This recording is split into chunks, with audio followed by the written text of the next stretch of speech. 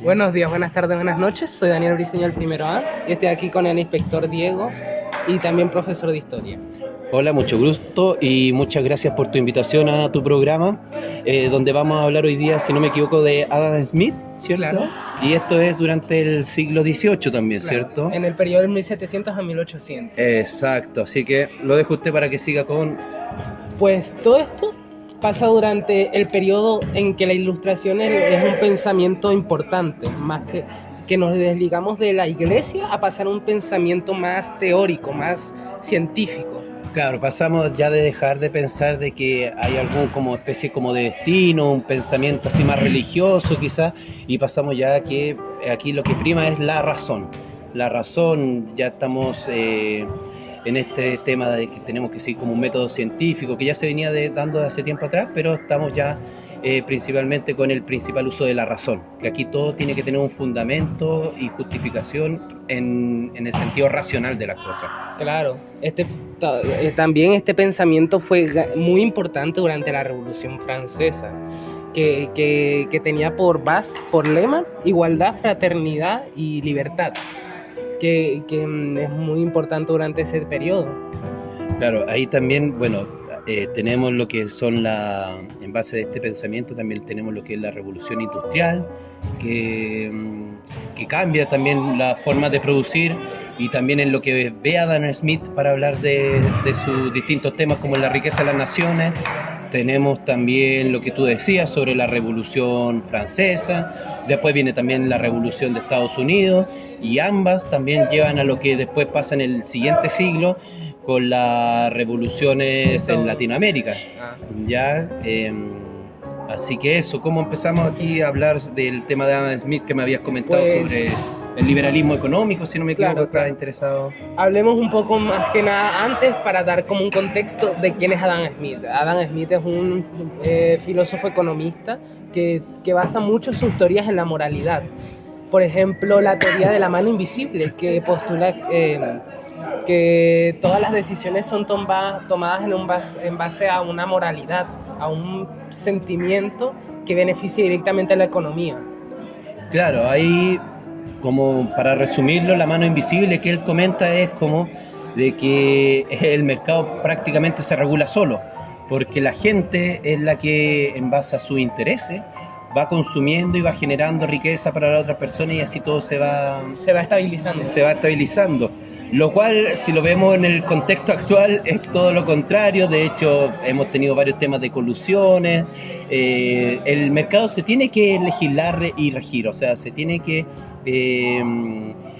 ir vigilando y supervisando, porque no es como decía de mí que el mercado se regula solo, que esta mano invisible regula solo, se regula Por sí misma, así decirlo, ya, porque genera igual muchas diferencias entre las personas. Claro.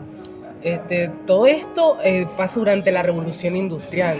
Por ejemplo, en Inglaterra,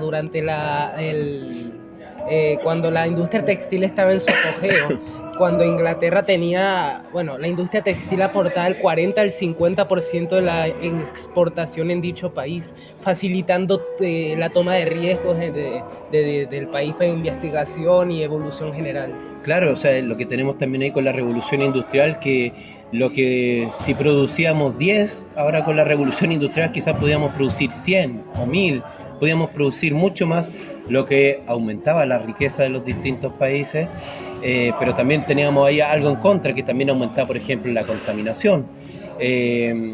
También Adam Smith hablaba, por ejemplo, en ese sentido sobre la ventaja absoluta o la ventaja comparativa. Claro. Eso quiere decir, por ejemplo, que si tú como país eres bueno produciendo trigo, porque produce harto trigo y a bajo costo, porque tiene una tierra, un clima que beneficia el crecimiento del trigo, produce trigo, no produzca nada más. Deja que la otra, que por ejemplo Inglaterra se lleve ese trigo y produzca cereales, porque tiene ya la industria hecha.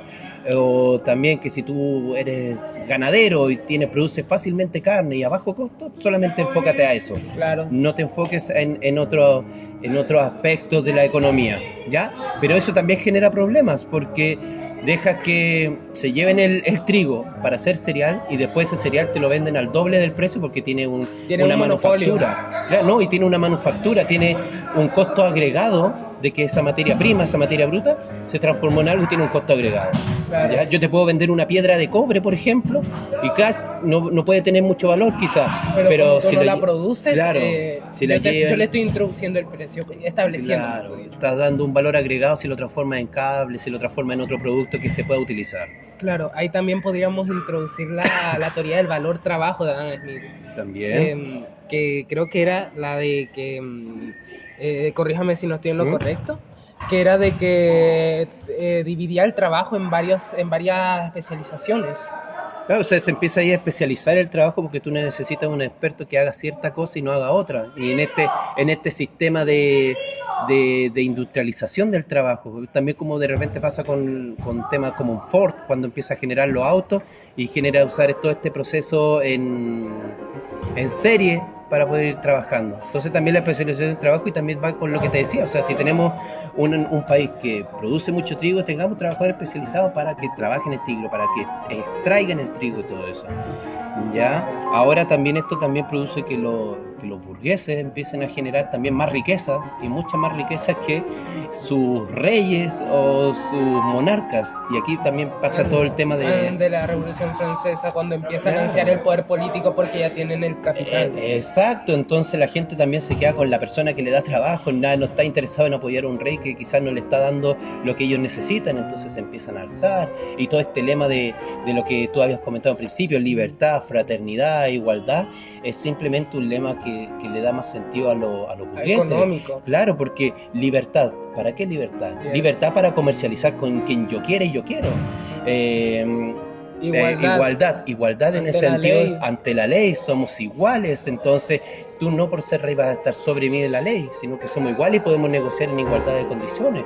Y fraternidad porque así es como sellamos los tratos, los acuerdos, los lazos, y así cerramos los negocios y todo aquello. Entonces eso igual tiene más sentido económico que un sentido social que igual afecta y agarra lo social, pero que además da más sentido con la idea económica de los burgueses alzando, porque al final todo ese movimiento se alza con el tema de los burgueses. Claro. ¿Ya? Sí, bueno, y después también seguimos con la revolución de Estados Unidos. ¿De las 20, 12 colonias? ¿Cuántas eran? 13 colonias. Sí, ya en relación a Inglaterra, ya que también vienen con el tema de los medios de producción, claro, porque Estados Unidos al final está haciendo como es una colonia que tiene que llevar todos los productos para Inglaterra, y Inglaterra se los vende más caro a ellos, entonces quieren liberarse de ese yugo. Claro, y ellos ya ser una potencia y ellos mantener ahí.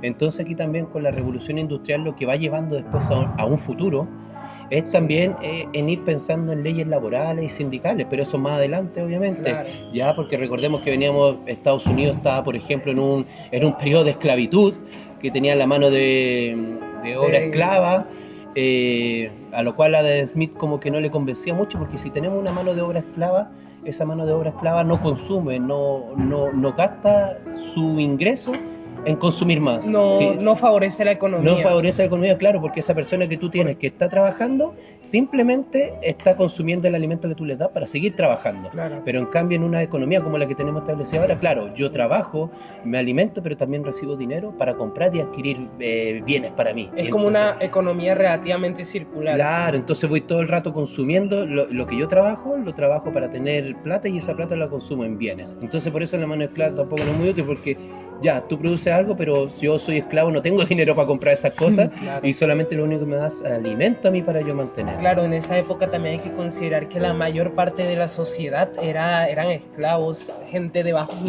que casi ni tenían ingresos si es que llegaban a tener y apenas se podían mantener a sí mismos, no favorecían la economía. Claro, entonces ahí después se van cambiando las cosas, cambiando los mecanismos de producción, cambiando también las leyes, porque todo cambio también trae más problemas. Claro. Y esos problemas hay que buscarle soluciones, y a veces las soluciones no salen de la clase dirigente, de los presidentes, no, salen de la misma clase obrera quizás, o las clases subordinadas buscan una solución. Las clases menos favorecidas. Claro, y ahí después de todo ese tipo de la revolución que tuvimos francesa y de la revolución estadounidense, se desata todo lo que viene después con la idea de la ilustración también, que es una mezcla de todo en Latinoamérica, que ya son las revoluciones, sí. Y además que también tiene que ver con otros aspectos, otros casos que pasan ahí, en relación al rey de España y la captura del rey de claro. España. En ese tiempo la Por corona parte se de Napoleón. deshabilitó mucho.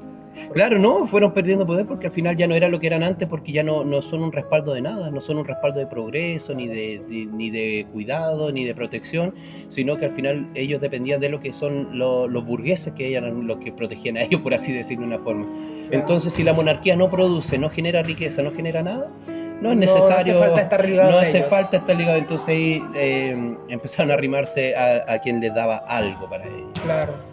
No sé, a mí me pareció muy interesante y muy entretenida esta conversación que hemos tenido. Obviamente, muy por encima porque este tema es bastante interesante, pero el tiempo no nos alcanza. Sí, y además que tiene bastante aristas lo que tratamos de hacer tiene aquí. muchos lugares escondidos que hay que investigar más profundo. No, muchos temas y que también desembocan otras cosas y que también fueron producidas por cosas anteriores, como eso es lo entretenido de la historia. Hay cosas que se producen en un contexto histórico y que vienen todo. del pasado y cambian todo y también después cambian para el futuro.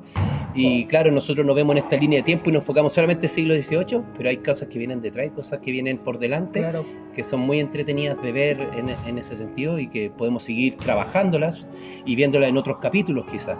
Claro. Por ejemplo, el libre comercio de Adam Smith, si nos ponemos a pensar actualmente, sigue influyendo mucho en la economía. Por ejemplo, en la feria, usted no va a ver el mismo valor de una verdura en la feria que en el supermercado. La diferencia de los valores, de los precios, es muy diferente gracias al libre comercio. O por ejemplo, también lo que estamos hablando de las ventajas comparativas y todo eso. Muchos países europeos están considerados como que son amigables con el medio ambiente, que no contaminan y todo eso, pero tienen varias empresas en países subdesarrollados y ahí contaminan y todo y ahí producen porque les es más barato. Entonces ese pensamiento ya es la ventaja comparativa, que aquí producir es más barato y ahí yo me llevo todo y encima no contamino mi medio ambiente, tengo una producción más barata y puedo ganar más dinero. Entonces eso también va afectando. Bueno, así que podemos dejar otros temas ahí que se vienen para más adelante. Bueno, claro. Muchas gracias, Inspector Diego, profesor. Le agradezco mucho la participación. Pues esto sería todo. Gracias por escuchar y su atención. Y muchas gracias también por haberme invitado a tu programa. Fue muy interesante el tema que elegiste, así que, como te digo, la historia siempre, claro, tiene estos titulares, pero uno puede expresar y descubrir más cosas si las conversa. ¿Ya? Así que hasta otra ocasión. Hasta otra ocasión, profesor. Hasta luego. Hasta luego.